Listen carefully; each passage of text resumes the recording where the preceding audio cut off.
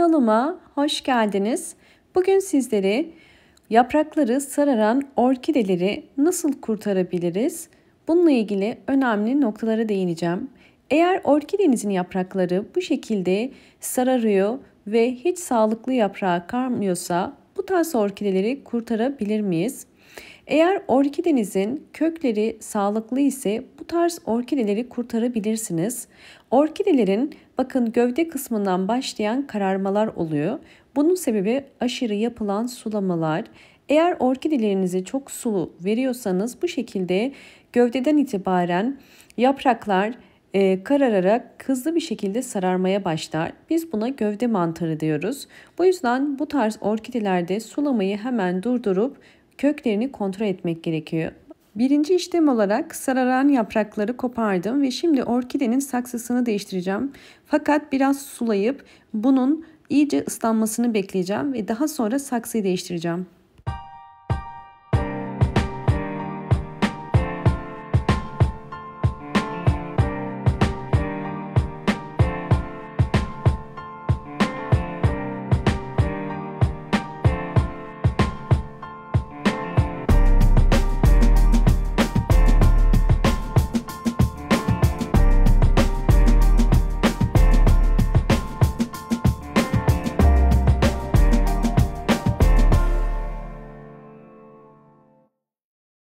Yıkadığım orkidenin çürüyen, sararan, özellikle tel gibi olan köklerini bakın elimle çekerek çıkarıyorum.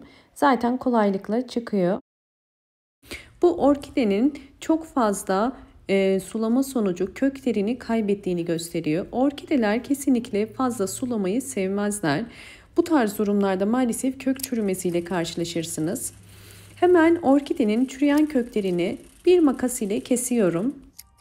Çürüyen kökleri temizledim. Şimdi orkideyi dezenfekte etmek için bir karışım hazırlayacağım. Bunun için bugün sarımsak kullanacağım. Sarımsak antioksidan özelliği yüksektir ve bu yüzden orkidelerinizin hastalık ve bir takım yaprak hastalıklarını giderebilmek için kullanabilirsiniz. Aynı zamanda bir böcek savar ilacı da diyebiliriz. İlk olarak bir diş sarımsağı soydum ve şimdi rendeliyorum. Çok fazla sarımsak kullanmanıza gerek yok. Bir diş sarımsak yeterli. İsterseniz sadece suyunu sıkaraktan da yapabilirsiniz. Şimdi hazırlamış olduğum sarımsağı 1 litre suyun içerisine koyuyorum ve bu 1 litre suyun içerisinde 30 dakika bekleteceğim.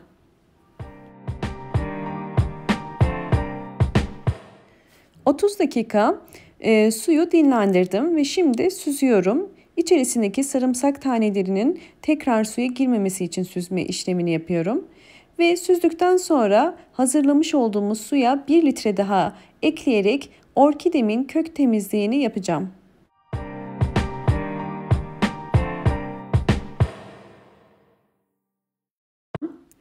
Elimdeki orkidenin köklerini bu suyun içerisine koyuyorum.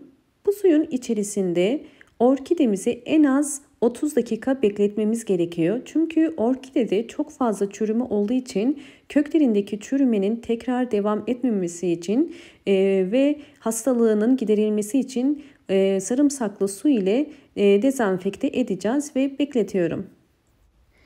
Orkideyi 30 dakika suyun içerisinde beklettim. Şimdi çıkarıyorum artık orkideyi. Yeterince dezenfekte oldu. Şimdi yeni saksısını ekeceğim. Şeffaf bir saksı kullanıyorum ve ekmek için çam kabuğu kullanıyorum. Orkideyi ekmek için ister çam kabuğu, ister Hindistan cevizi kabuğu ya da kil bilyesine de ekebilirsiniz. Bu üçünde de orkide gelişim gösterir. Biraz çam kabuğu koyduktan sonra orkidemi köklerini saksının içerisine yerleştiriyorum ve her zaman olduğu gibi yosun kullanıyorum. Yosunu ben ormandan toplayıp sirkeli suda dezenfekte ediyorum. Yani satın almıyorum. Bu soru çok fazla geliyor. Sizler de bu şekilde yapabilirsiniz. Yosun özellikle orkidenin köklerinin daha hızlı bir şekilde gelişmesine ve yeni kök çıkarmasına yardımcı olur. Yosunu ortaya koyduktan sonra üzerine biraz daha çam kabuğu ve tekrar bakın üzerine yosun koyuyorum. Özellikle gövde kısmına yakın yosun koyuyorum ki gövde yakınından keyiki çıkarması için. En üste sadece yosun koymadım. Çünkü yosun çabuk kuruyor. Bakın gördüğünüz üzere orkidenin köklerini özellikle kenara getirmeye çalıştım. Böylelikle sulama zamanında orkidenin suya ihtiyacının olup olmadığını anlayacağız. Orkidenin zaman içerisindeki gelişimini sizlerle paylaşacağım.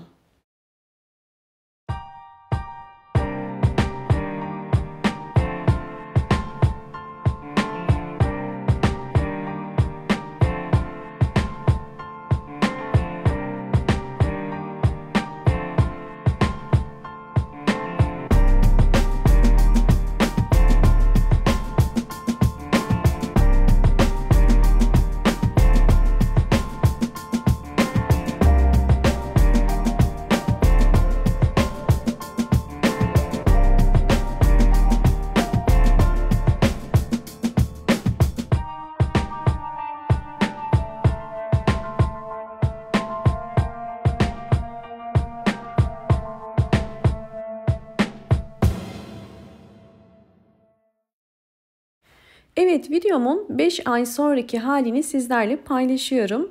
Eğer videomu buraya kadar izlediyseniz ve beğendiyseniz hemen beğen tuşuna basıp kanalıma da abone değilseniz eğer bana destek olmak için abone olursanız çok mutlu olurum. Yaprakları sararan ve ölmek üzere olan orkideleri kesinlikle atmayın. Gördüğünüz üzere eğer sağlıklı olan birkaç kökü bile varsa orkideleri kurtarabiliyoruz.